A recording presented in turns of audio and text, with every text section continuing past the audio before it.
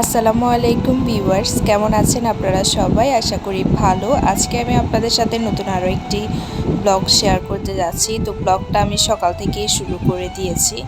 আজকে হচ্ছে অনেকগুলো বাজার নিয়ে আসছে, তো ওগুলো আপনাদের সাথে শেয়ার করব।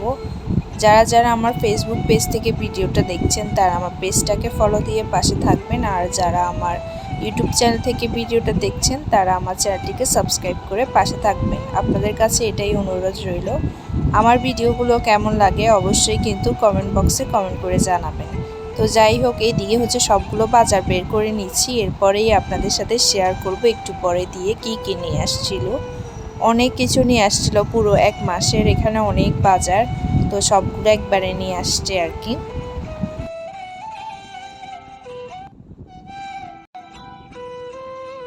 এখানে ছিল হচ্ছে বিস্কিট, তারপরে ট্যাং ছিল, টিস্যু ছিল, তারপরে ছিল তেজপাতা, দারচিনি, এলাচ, এরপরে কর্নফ্লাওয়ার, তারপরে হচ্ছে সয়াবিন তেল, অনেক কিছু, যেহেতু এক মাসেরই বাজার বলতে পারেন। তো একেবারে অনেক কিছুই নিয়ে আসছে। যাই হোক, আপনাদের সাথে একটু শেয়ার করে দিচ্ছি, আশা করি আপনাদের কাছে ভালো লাগবে আজকের এই ভিডিওটা। এখানে কিছু জিনিস হচ্ছে এমনিতে নিয়ে আসা হয়েছে, তারপরে আবার কিছু জিনিস শেষ হলে আনবে, তো ওই অনুযায়ী আর কি বাজারগুলো করা হয়েছে।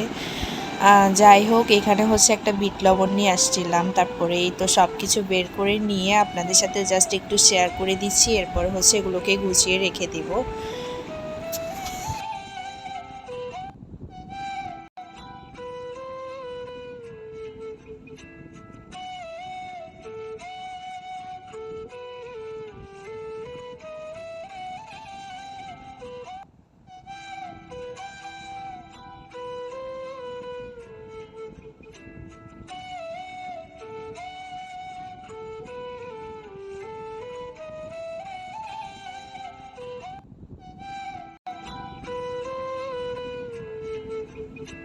এখানে হচ্ছে একটা ট্যাংয়ের বক্স ছিল, এই বক্সটার মধ্যে হচ্ছে 2টা ট্যাং ছিল আর জগটা ছিল হচ্ছে ফ্রি।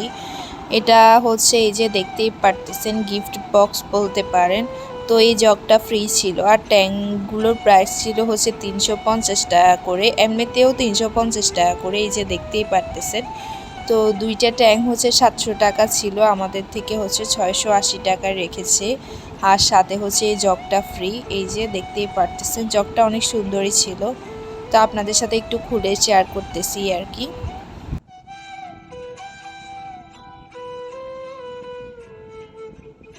চলেন আপনাদের সাথে আজকে আম্মুর হাতে ইলিশ মাছের রেসিপিটা শেয়ার করি। অনেক দিন রেসিপি শেয়ার করা হয় না, তো যাই হোক আপনাদের সাথেই শেয়ার করে নিই আজকে। প্রথমে ইলিশ মাছগুলোকে ধুয়ে কেটে পরিষ্কার করে এখন হচ্ছে পানি ঝরতে রেখে দিয়েছে এক পাশে।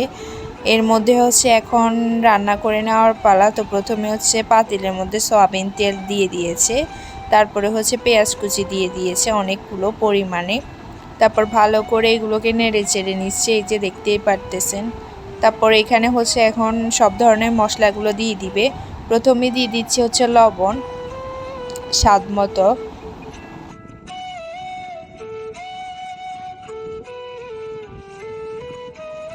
তারপর দিয়ে দিয়েছে 1 চা চামচ মরিচের গুঁড়ো, তারপরে দিয়ে দিচ্ছে হচ্ছে 1 চা চামচ হলুদের গুঁড়ো। তো যাই হোক, এই তো দেখতেই পারতেছেন। তারপরে দিয়ে দিচ্ছে হচ্ছে জিরা ধনিয়ার গুঁড়ো, দিয়ে এখন ভালো করে একটু মিক্স করে নিবে।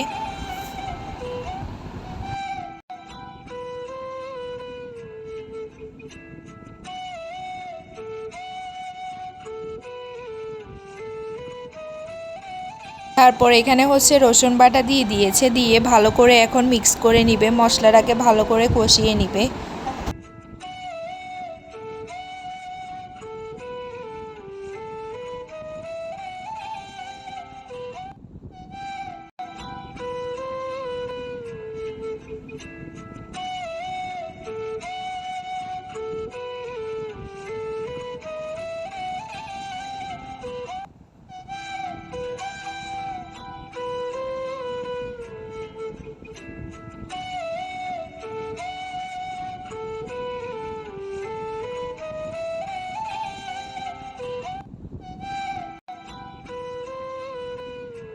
মশলাটাকে ভালো করে কষিয়ে নেওয়ার পরে এরপর হচ্ছে এখানে পরিমাণ মতো একটু পানি দিয়ে দিব।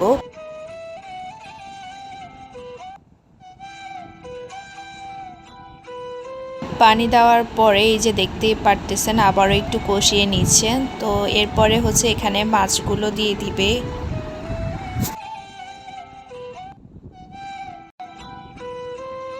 এইখানে কিন্তু ইলিশ মাছ দুইটা ছিল, আপনারা আবার দুইটা মাথা দেখে ভয় পাবেন না।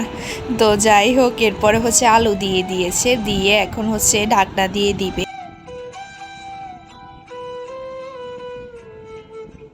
ঢাকনা দেওয়ার পর 5 থেকে 6 মিনিট পরে এই যে আবারও ঢাকনাটা খুলে একটু চেক করে নিতেছিল এই আর কি।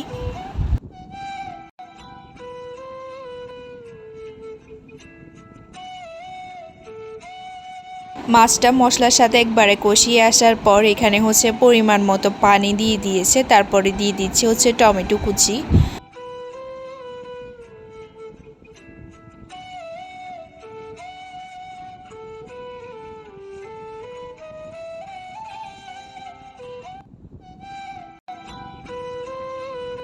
তারপরে হচ্ছে কয়েকটা কাঁচামরিচ দিয়ে এখন ঢাকনা দিয়ে দিয়েছে। তারপরে এই তো 15 মিনিট পরে দেখতেই পারতেছেন একবারে ঝোলটা শুকিয়ে এসেছে আর মাছটা প্রায় রান্না হয়ে গিয়েছে। তো এই তো দেখতেই পারতেছেন।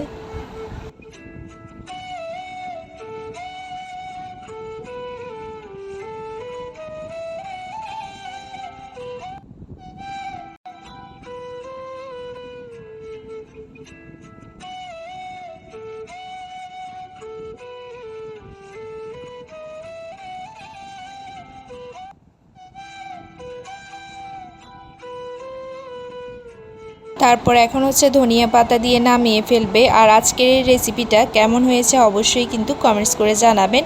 আশা করি আপনাদের কাছে ভালো লেগেছে আজকের এই রেসিপিটা। সবাই ভালো থাকবেন, সুস্থ থাকবেন। নেক্সট আপনারা কোনো রেসিপি দেখতে চাইলে অবশ্যই কিন্তু কমেন্টস করে জানাবেন। আজকের মতো আমি এখানেই বিদায় নিচ্ছি। সবাই ভালো থাকবেন, সুস্থ থাকবেন। আল্লাহ হাফিজ, আসসালামু আলাইকুম।